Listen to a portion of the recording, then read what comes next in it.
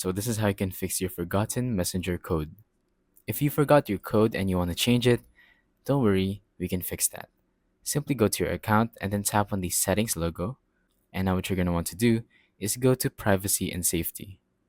Once we're here, tap on end-to-end encrypted chats and message storage. Here, you should see this blue text that says reset pin. So you're going to want to tap on that. And now it's going to ask you to create a pin. You don't even have to remember your past pin to make a new one. Just simply create a new one that you will remember and you'll be good to go. So just type whatever number and that'll be your pin from now on. Once again, you won't need your old pin.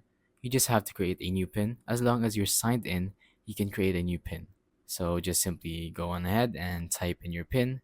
And this time, maybe write it somewhere or go to your notes and then type it there so that you won't forget. And yeah, that's pretty much it for this video. So thank you for watching. Don't forget to leave a like, subscribe, and let us know in the comments down below if the tutorial worked or if you have any questions.